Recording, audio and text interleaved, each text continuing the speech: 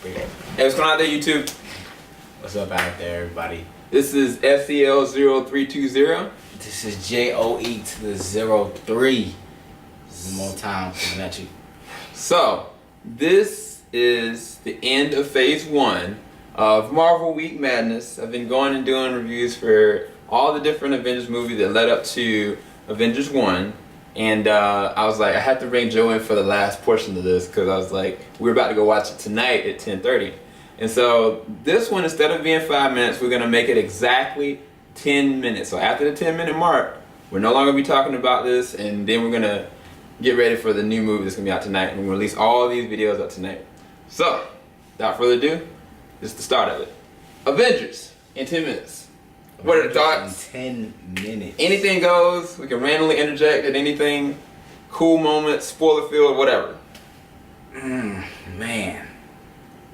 I have to say, do you want me to bring the hammer down? I was like, when Loki gets grabbed up, snatched up out the helicopter or the aircraft, when basically Tony and Cap had met for the first time, and basically Tony came down to kind of help him out of the grind with like Loki coming up with a scheme to try to get something specific. And you know Loki's doing something. He's so sneaky. So like Tom Riddleton as the role of Loki defines this movie as the baseline antagonist that you would love to hate. You know what I'm saying? Like I actually really just like his character. Like he's relatable to an extent because we know where he comes from, but he's just bad just because he's a douchebag. But yet at the same time, like you can tell that there's a relationship with him and his brother. And so in this one, like Thor just snatches him up out the plane, and they just kind of going and bickering back and forth. And Thor, he's really grounded and wants him to go back home. He's like, "Look, where's the Tesseract?" I'm like, "Look, I don't know where that train is, and I'm the real king XYZ." And then Iron Man goes and just like steals them. And they just go off on battling, and it's pretty epic. I really like the CG for it. It was a really decent fight. But then Cap, who was the Black Widow, was like, yo, Cap, you might want to stay out of this. These guys basically battle, they're basically gods. And he's like, I'm sorry, man, but he doesn't, there's only one God. And I don't think he dresses like that. And then he just jumps out the plane to go after him. And he interjects in between the two, and he's like, look, sir, I don't know who you are, but can you please put your hammer down? Tony was like, what are you talking about? Don't tell me that. And then he's like, you want to put the hammer down? And he's just like wails on like Cap's like shield, but it causes an explosion where all the trees just go and scatter around. I was like, this is gonna be an epic movie. I think at that point, I was just giddy in the movie theater. I mean, I was already, the build up was cool, but I was just giddy after that point. What about you, man? Wait, what? I mean, dang, I wish we. Crap. This is so hard because it's like so much time after it just came out, and I mean, like if I'm looking at this point, it's like very critiquey. You know what I'm saying? So it's very critiquey. Like it's very because I'm not caught up in the, you know what I'm saying, the hype of like the release of it, you know what I'm saying? So it's just like, this is what it is. Yeah. This would be my critique of it. Yeah, man, just talk about the movie. You've seen it already.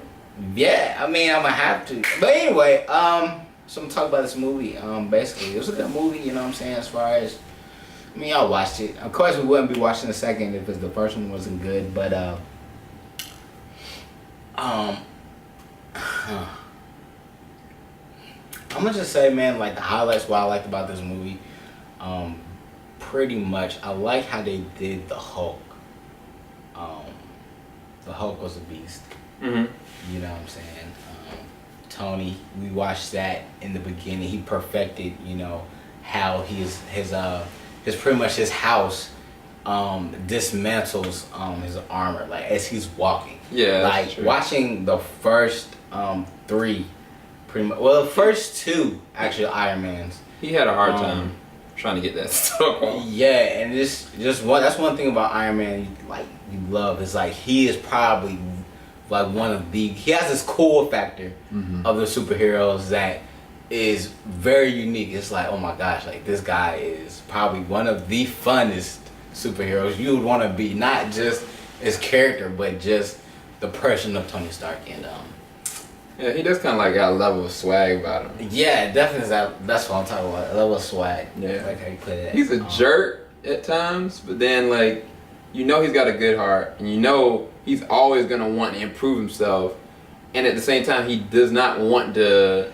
He wants to alienate people purposefully because he's such a genius that he kind of puts himself at a pedestal, but at the same time he cares about everything. It's really weird. He's a contradiction, in my opinion.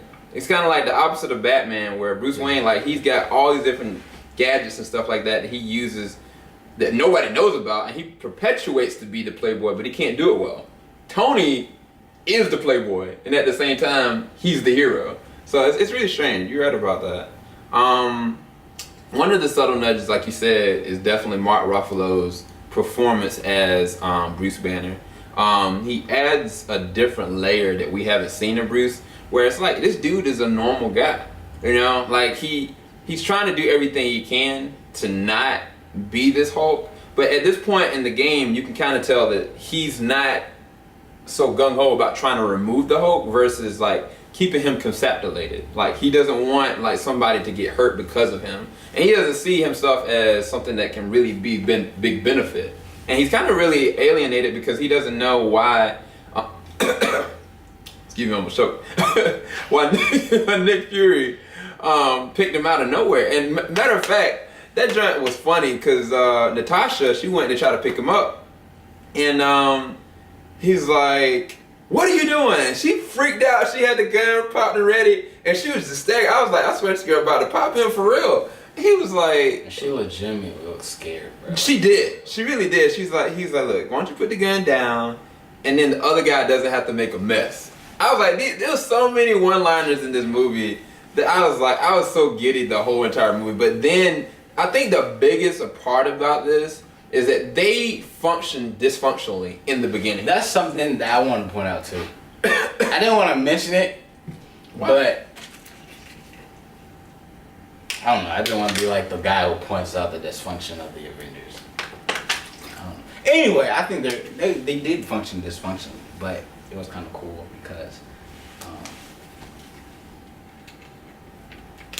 yeah, they were kind of dysfunctional.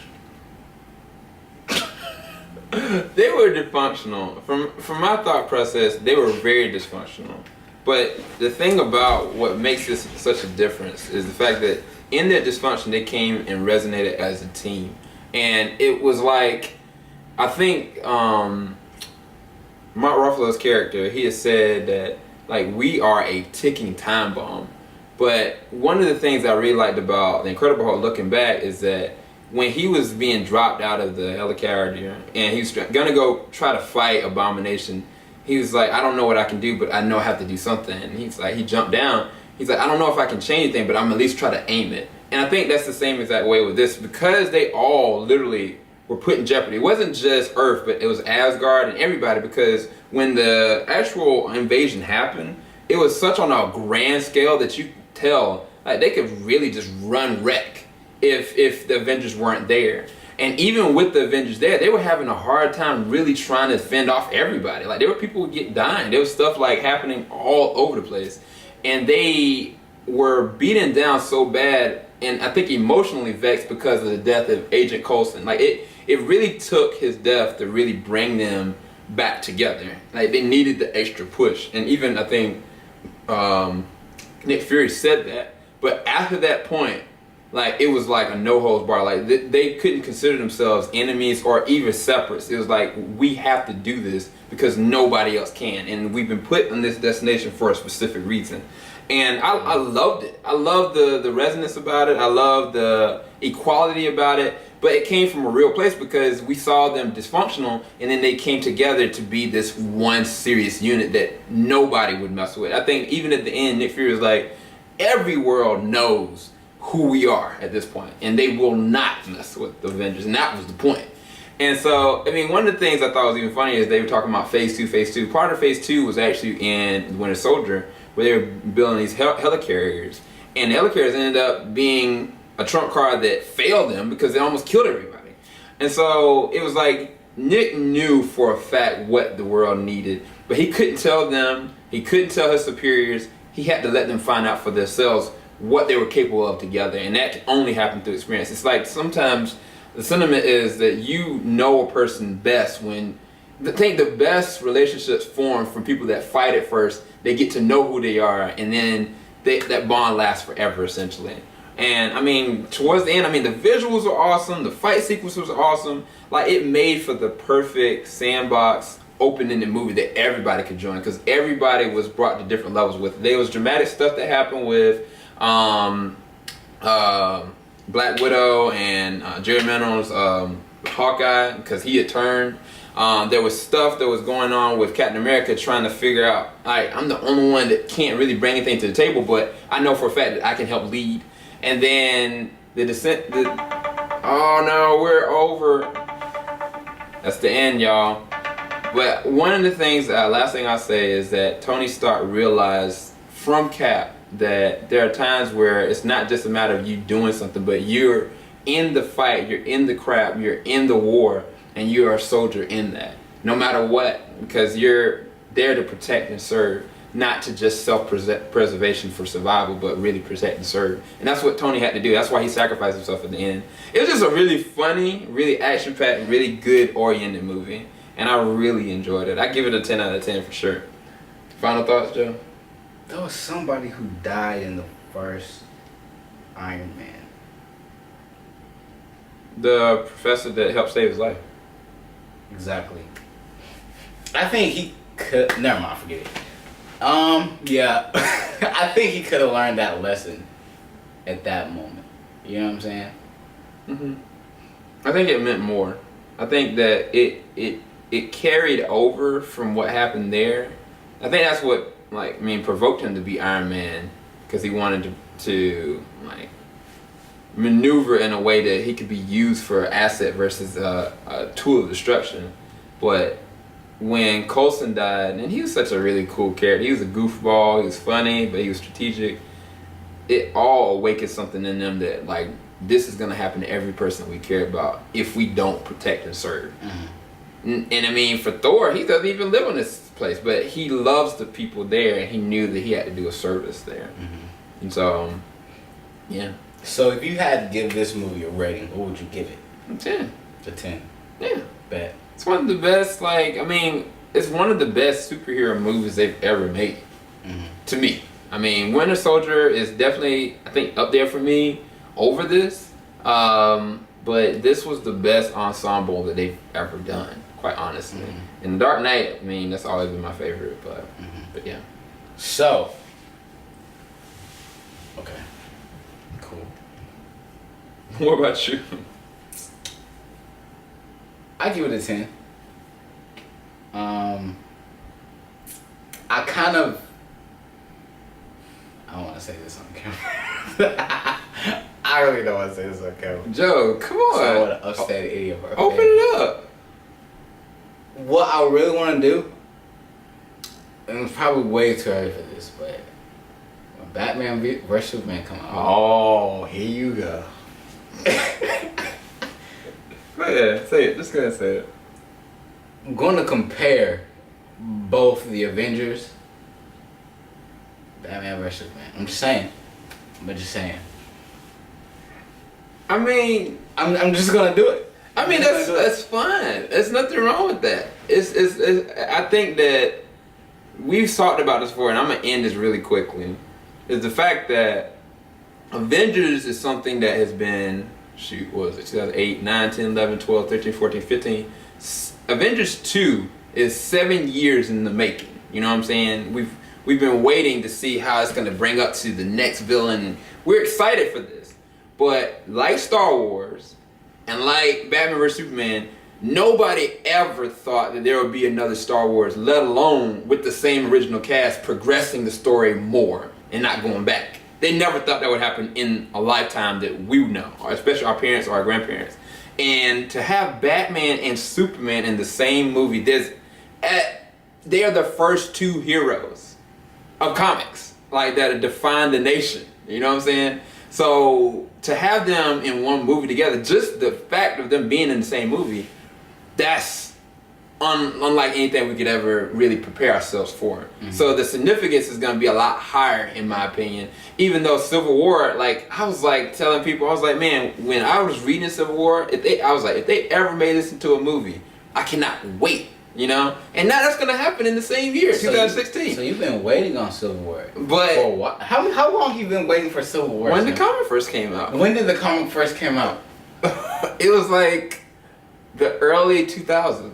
This guy's been waiting for this movie since 2000, the year 2000, y'all. But the anticipation is real. The thirst is real. I'm more anticipating Batman versus Superman. What I'm trying to say, because this has been generations. So that's been okay. Well, I mean, this is the thing that this is the whole thing. The Avengers was that for the Marvel fans. They never thought they would ever have. Not you. They never thought everybody together. That's true. You know what I'm saying? That's true for those Marvel fans. So the DC fans, the debatable that came before Marvel, like people have been waiting years to have these two people in the same. It's like imagine Michael Keaton and Christopher Reeve in the same movie back in the day. You know, people would go crap over that. Like, they would be like, what? You know, and that's what's going to happen for us, you know? Anyway, this is SEL0320. This is our final review for Phase 1. We might be watching some others for the Phase 2. And hopefully y'all enjoyed it. Phase 2. Yeah, man. Talk about Phase 2, man. Thor 2. Winter Soldier, Guardians of the Galaxy, Iron Man 3. Joint, bro. Like for anybody who don't know. No. We're gonna talk about it later. Come on, Joe. All right, everybody. Like, we're about to go look at some Avengers. Peace, everybody. Avengers 2.